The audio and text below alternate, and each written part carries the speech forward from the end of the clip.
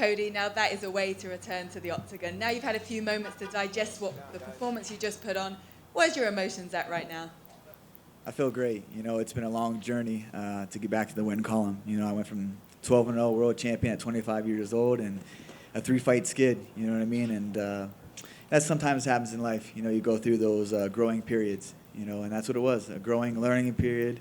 I kept motivated, I kept driven. Just kept having to pick myself up from the ground zero and build myself back up mentally, physically, and emotionally. And my passion and love is here for the sport to stay, and that's it. I'm excited to be back. Absolutely. We could see that change in you. You started fast but patient. It looked like, all the things you told us this fight week were put to play there. But then the finish, right on the buzzer, you took that big dip. Talk us through what's going through your mind, because your eyes didn't deviate from Rafael at that point. Yeah, I felt great. All week, Coach Mark and my other coaches were saying, hey, the inside shots, that's a lot of your knockouts come from the inside shots. So, roll dip. And that's what we worked on all camp, just getting back to myself, not being in front of someone. I got the speed, I got the power, I got the vision. Don't let these guys, I don't need to stand in front of these guys and brawl and put on a show. I can pick them apart just like that. I stayed calm. I waited for a sunsal to open up. I was doing level changes, doing what I needed to do in our game plan with my coaches to get that victory. And it feels so good to just be so in sync with the coaches and to finally get that victory over a tough adversary. Having had all this time off now, have you thought about how soon you'd like to get back in there? I heard that they're going to Fight Island, and there's only one name that I want to fight in Fight Island. That's Peter Yan. So Dana, I'm healthy, I'm ready. I want this strap back. I want this world championship back. It's vacant for a reason, and that's my destiny to get it back. So I'll go through whoever they need me to go through, but it's inevitable that it's mine. So do you feel you're going to need to fight a fight or two more with obviously Aldo and Yan lined up, and then Aljamain possibly guaranteed that next shot? Is it maybe 1-2 more fights? What do you think? Let's do a tournament. Let's do a bantamweight tournament. Let's get us in there. Let's go to Fight Island for a few months. Go get quarantined out there and just bring our coaches, bring enough trifecta food to eat. A little plug right there. But and let's go to war. Let's get this battle. Let's get this tournament, and let's see who the real champion is. Let's go back to the old school days. And last question from me, with having Mark Henry there as well as your Team Alpha Male team, what felt different about tonight in terms of the coaching combination that you had? You know what? I'm so thankful and so blessed to have those men in my corner, Chris Holdsworth, Mike Malott, and Coach Mark Henry for tonight. As far as my training partners and coaches in Jersey and in Sacramento, it's been a long time, coming, and they've stuck with me. They believed in me even when I didn't believe in myself or didn't have the hunger that you needed to. In this sport, you have to be hungry. You have to be a killer. You have to keep it on. You got poor kids coming from up all over the world to have a dream to lace these UFC gloves on, and I got back to the smallest points of things, getting free Reebok gear, getting picked up from the hotel, the smallest things you don't really think about. Like, I was so excited to be here, fight week. I know I didn't get to see my family, my son. I was missing my son. Obviously, we're going through a global pandemic, but the focus was there, the passion's there, and having those guys in my corner through it all has been amazing. Just very thankful for them, the sacrifices they put in, time away from their family, time away from what they love to do, to spend a week in Renaissance Inn, quarantine, getting COVID tests shoved down their throats. You know what I mean? Like, hey, those guys I would love to have in my foxhole every single time I go to war.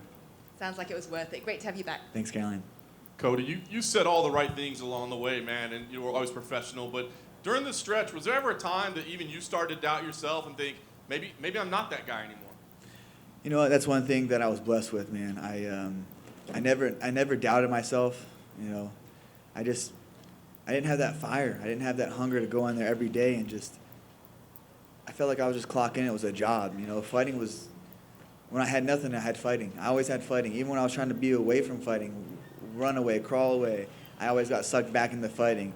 And this is my true destiny, is to be the best fighter. This is what God has blessed me with, the abilities, the speed, the power, the never giving up. There's so many people in this life that get knocked down and they stay down and they don't get up. I was freaking on top of the world. I was 25 years old, world champion, dethroned one of the greatest bantamweights in the world from a 3-fight skid. You know how hard that was? to get up and do that. You know what I mean? But I have people that watch me. I have people that look up to me. I have a son that I want to show that the work ethic, and no matter times you fail at life, you got to learn and grow and just pick yourself up and keep marching forward. So I want everyone to just be motivated by what I was able to do, and just, and that's what I hope to do for the rest of my career. Is no matter how many times I win or lose or how many titles I win, but at the end of the day, man, I just never give up. No matter what you're going through in life, it's a hard world. It's not a fair world, and it's a crazy world we live in. You just got to keep a goal, keep driven, and keep your desire to be the best. We saw a little bit of the showboating that we've come to love from you. Was there a moment in there where you felt comfortable and said, okay, I can have a little fun in here? Yeah, man, I just love to fight, and when I'm on like that, I like to have a little bit of, showmanship. But as inside, we had a couple conversations inside there. He kept throwing that wheel kick, and I was like, man, that's like the 4th time you threw that, bro. Like, he's like, I'm gonna keep throwing it. And I'm like, all right, I'll keep dodging that shit. Hopefully, it don't get me with one. But hit him a couple times hard. I knew he was hurt, and I was like, oh, that one hurt him. I yelled at the coach. He's like, oh, he's hurt. Like, let me just slow it down a little bit, And he chatted back, oh, it's going to take more than that. I'm like, all right, he's game. He's a game dude, you know what I mean? And it shows for a reason. He's been here since the WEC days. He's been top 5 for however long, decades. And he's a hard dude to finish. Hasn't been knocked out in, 10 years, So I'm happy with my performance, and just excited to just keep it building from there. Last thing for me, settle the debate. Who had the better one-punch KO tonight? Was it you or Sean O'Malley? Bro, come on. Dana White, give me that 50K. You got the 50K. Hey, thank you, Dana. Thank you. I appreciate it. Cody, back here. Jim Greasheimer, cage side seat. Hey, I just wanted to say congratulations, but I want to ask you about a night that the bantamweight division shined maybe like never before. In one night, right? Former champ comes back with an emphatic statement. What are your thoughts on the state of the division right now? Where do you see yourself? And how long do you think before you're ready to take that shot and maybe put that gold back around your waist? Man, I just watching the bantamweight get so much hype, and not even hype, but just recognition on the night. I'm just excited, man. There's gonna be so many potential bouts that I can have, so many potential knockout performance bonuses that I'm gonna get in my bank from all these guys. They come out and show up. I'm excited for the bantamweight division. It's the best division in the UFC. We have some killers. It's a shark tank. I mean, you got Dominic Cruz in there. You got Uriah Faber still, doing what he wants to do. I mean, you have so many guys that are. It's a Shark Tank division. You know what I mean? They're talented. They're fast. They're strong, and I'm just excited to get back to the top and get my title back and come one, come all. How is it different, the feeling you have right now? And I've interviewed you a lot over the years as you were coming up, that hunger that you had. How is it different right now, trying to reclaim that spot from when you were trying to claim it to begin with? Yeah, I knew, having a heart-to-heart with myself for the past few years, I said, I trailblazed the path and become a world champion. 25 years old. I fought everybody they put in front of me, knockout artists, undefeated killers in there. Whoever they had me fight, I ran through them. Outclassed Dominic Cruz in one of the best, title fights there was. And, I lost that hunger a little bit. I really lost that hunger, and I wasn't able to really manifest or, have visions or dreams. So I was focused on, getting healthy and overcoming my injuries, and that was the hardest part, man. Injuries are such a sucky part of this sport, man. It really is. If I could,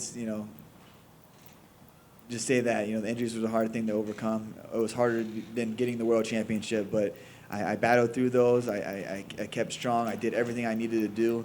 My coach, Michael Malott, he's like, bro, all camp, he's like, you're that fucking 23-year-old kid with a chip on his shoulder. Like, you just walk around with the confidence again. I was like, damn, man. And I kind of feel like that again. I'm 28 now. I got a child. And, I got some gray hairs in my beard. But yeah, I still feel like that young kid with that's hungry, and that's what you saw tonight. It's just a man with a dream and a fire that burns inside. On Thursday, you talked to us about how you've worked through some demons, and we could see that because when you first came out, you were like super aggressive, always had to be angry and in your opponent's face. And ever since you've been a father, we've seen a different Cody. What else contributes to that besides the gray hairs and everything else? I'll have a few gray hairs, but yeah, definitely. it was trying to be something I wasn't. You know what I mean? I'm a savage in there naturally. I'm a savage person. When I can flip the switch, I don't have to get myself pumped up to fight, you know, and that's what I was having to do. I was having to fake the funk. I had to fake the funk in there. You know what I mean? I was just like, fuck, I got to fight. Damn it. You know what I mean? Like, I never want to do that. And I just got back to the love. Just honestly, man, Chris Holdsworth is always, he used to have it blasted all over his vision board and always would, hashtag it, hard work pays off. And that's the simplest, truest statement you can have in this sport, in this life. Hard work will always pay off. So you just have to work, and keep working, and continue to work. No matter how many times you get knocked down, you got to pick yourself up and just keep clawing forward. That's what I'm doing right now. Just back to the hard work. Let the coaches, I got it on my own ways. Let the coaches kind of just take ropes and just go with them. You mentioned post-fight that it's hard to look good against Rafael Assunção, and it is, but you did. Is the takeaway from this camp and from this fight going forward that if you just stay patient, that these results are going to be inevitable if you trust the process? Is that the new Cody? Oh, yeah, Cody 2.0. You know what I mean? I don't like talking about myself in third person, but he's here. Cody 2.0 is here to stay. And we're just going to keep evolving and keep growing.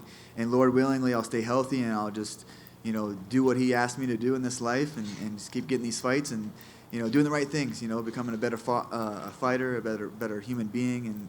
And that's, throughout my whole life. But I'm just so thankful to have the guys that I have in my corner from East Coast to West Coast. And, I'm just excited and just super thankful to be here, to be able to speak with you guys. I mean, I never really took it for granted, but when you don't have the post-fight victories or the post-fight celebrations or the media, man, you go home to an empty hotel and you're banged up, you're bruised up, and you pick yourself up and kind of go from there. So it's been, since 2016, I was able to sit in front of you guys and really spill out my heart and passion and love for the sport that saved my life and saved so many and helped out me through so many dark times in my life. So I'm fortunate to be here and sit in front of your presence. And one more for me, I want to talk about the finishing sequence. You talked about how that was part of the game plan. That was very evident because doing that duck like you did, it's actually kind of risky because if he comes up with a knee, that could be the end for you. But you mitigated the risk by setting that up throughout and making him bite on that feint. And once he did, how hard was it to stay patient and not pull the trigger on that haymaker until you saw the opportunity? Yeah, it was Coach. He was kind of having a little battle with me in there. He's, kept telling me to move, keep moving, don't be brawling. And I kept hearing that, and I was like, oh shoot, I must be not moving. So keep with the feints. Malawa and Chris, all them guys were telling me to keep feinting. And I noticed early on in the first round, as I got my back towards the wall, that's when he kind of tried to press a little bit. And I knew when he would switch to southpaw, just the overhand left was coming. And so I dipped, let him feint to there, and I knew just to throw my head off, and his head was going to veer to my right, and it just landed flush. Wasn't worried about a knee. He doesn't really kick from southpaw, kicks from orthodox, so I had him pretty timed. You know what I mean? I was just waiting for the fight to present. I was wanting to do a little bit more stuff, but I'm happy with the victory, and he's a hard dude to look good against. I didn't get hit in there. I felt great. I felt like I did the game plan, stuck to it, and just happy with the result. Thank you. Cody, congrats on the win. Great job tonight. When you look at the division, who do you see as your main challenge? Who is the guy in the division you look to and say he is the guy? It's the old Cody. That's it. It's me versus me always. If the old Cody comes back, fuck, he's a scary dude. You know what I mean? Cody 2.0 is here, and I just got to keep bettering myself inside my profession, outside my profession, doing the right things in life, making the right decisions, and everything else falls into place. So I don't fear any man. I fear myself. And when you look at it, if you're able to get the title back at some point this year, early next year, Win, I do. You got the specter of the guy you lost to, TJ Dillashaw, coming back next year. Would that be a fight that you would want just because of what happened, the history between you, the fact you lost, not the personal history, but the two fights that you had? Would that mean something to you to be able to beat him in a third fight? We're talking about TJ, who's still suspended. He's not even there, but that's a fight I would like to get back. You know what I mean? We all knew what he was on. We all knew what he was doing. It took so many times, for him to skate by USADA, unfortunately. But, he's serving his sentence. he's going to always have to live with that the rest of his life. You know, he has a child that he has, you know, eyes on him that knows that his dad was a cheater. You know, the whole world looked up to him, a lot of young kids. It's sad. I kind of feel bad for the guy. He has no confidence that he has to use those kind of aids to be a fighter. But we'll see, you know what I mean? I'm going to be at the World Championship. I'm going to be at the top. So if he works his way back up there, open doors. Let's get it. And last one for me, do you see any of yourself in O'Malley, a guy, cocky guy that, you know, he had the big knockout tonight and he seems to be on the fast track. When you look back to when you were that age, do you see any parallels there? No parallels. I was 25 years a world champion. He's 25. I was 11-0 world champion. He has not fought anybody in the top 15. How many people did I fight in the top 15? Under 2 years in the UFC, I became a world champion. That's a fast track. I was fighting the best, am the best, will be the best. No comparison. But I will say I like his style. I like his little flashy hair. You know, it's cool for the division. So keep doing his thing. Keep getting those wins. We'll see you at the top, buddy. Cody, you said you and everybody knew that Dillashaw was on EPO. Do you mean that knowing beforehand or just after the fact? You know, I don't really want to get into that. Yeah, it's kind of ship has sailed. You know, I feel like that was a big burden. A lot of us, you know, you know, like the kid grew up in the Team Alpha Male Tutledge, you know, so it is what it is. You know, that's behind us. He's serving his sentence. You know what I mean, for his wrongdoings, knowing that he was doing it. Karma always comes to those who are doing bad things. So he got his karma. He's serving his sentence, and I'm here. I'm in the winner's circle. I have a big knockout. That's what we want to talk about. Do you think the EPO is a problem in the division? And man, I just wish USADA would, you know, be more testful. You know what I mean? Urine samples. We do urine samples, but are you doing blood? I haven't got a knock on my door for blood forever. You know what I mean? How do you detect EPO? You know, let's do more invasive. If we're going to go all in on this and we want to be a leading standard in, you know, natural athletes, you know, drug-free athletes, we're going to preach that. Let's do that. Let's have those come. I don't mind. Wake me up at 7 a.m., stick a needle in my arm, make me piss. Doesn't matter. If it makes it clean, I'll do it. But I don't know when the last time I had a phlebotomist come and jab a needle in my arm for USADA to test us. How easy is it to get over a drug test? I don't know. I don't need to cheat. Never will have to cheat. But if you're going to eliminate it, make it more strict, more invasive. Cody, you mentioned that you fell out of love with the sport. Can you take me to the moment when you found the spark again?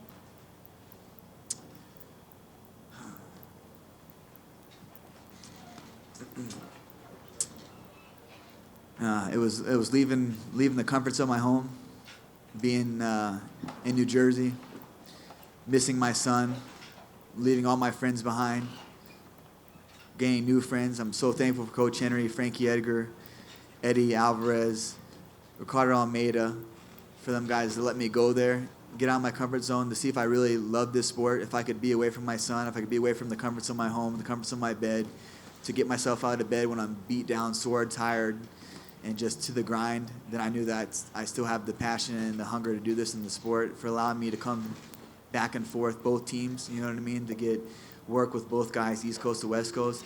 That's really when I found the spark back. That's when I really knew that I had love for this sport, to go 3,000 miles away from my son, missing his, you know, sacrificing a lot. I know we sacrifice a lot in this sport, you know what I mean? I'm not up here to say a lot of people sacrifice a lot in life, but for me to sacrifice and know that that's what I needed to do to get the love back for it, to know that I really loved it, you know, to be away from my son. I was away from 2 months, you know what I mean? Like, I didn't have a father growing up, so I didn't want to miss out on anything. It was the hardest time of my life to do that, but, you know, it was great to be able to, you know, go work with Coach Henry, Coach Ricardo, come back, work with Malott, work with Holdsworth and the guys.